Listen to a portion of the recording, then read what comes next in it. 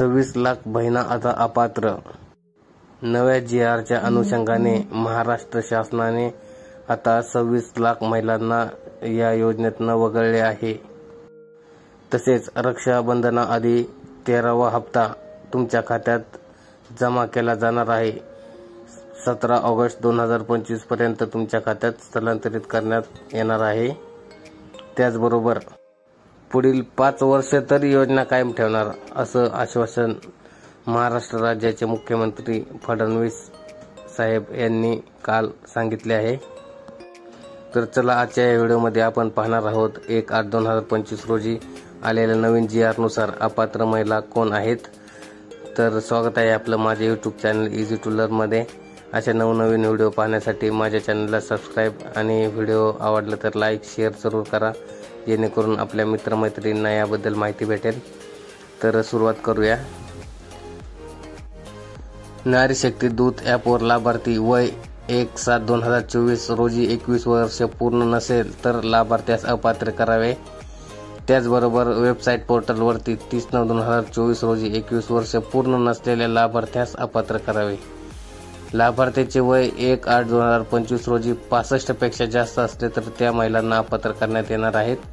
त्याचबरोबर लाभार्थ्यांच्या वयाची तपासणी करते वेळेस त्यांचे आधार कार्ड व्यतिरिक्त जे कागदपत्र अपलोड केले होते ते तपासून वयाची खात्री केली जाणार आहे।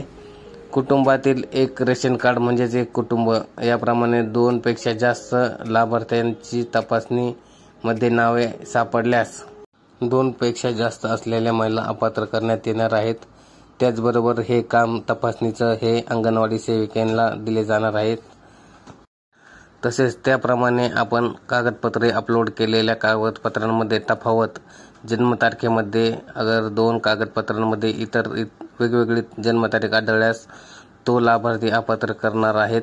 त्याचबरोबर कुटुंबातील रेशन कार्डामध्ये 2 विवाहित महिला जर योजनेचा लाभ घेत असतील तर त्यापैकी एक महिला ही अपात्र आहे आणि एक महिला ही अविवाहित असेल तर ती पात्र असणार आहे। म्हणजे एक विवाहित आणि एक अविवाहित अशा 2 महिला या योजनेसाठी पात्र केल्या जाणार आहेत।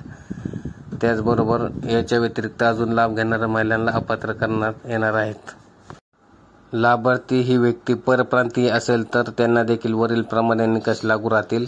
त्याचप्रमाणे लाभार्थी जर स्थलांतरित असेल तर स्थलांतरित ठिकाणावरील एकात्मिक बाल विकास प्रकल्प अधिकाऱ्याकडून त्याची तपासणी त्या लाभार्थ्याची व्यवस्थित तपासणी करून त्या लाभार्थ्याला पात्र किंवा अपात्र करण्याचा निर्णय त्या अधिकाऱ्याकडे दिला जाईल।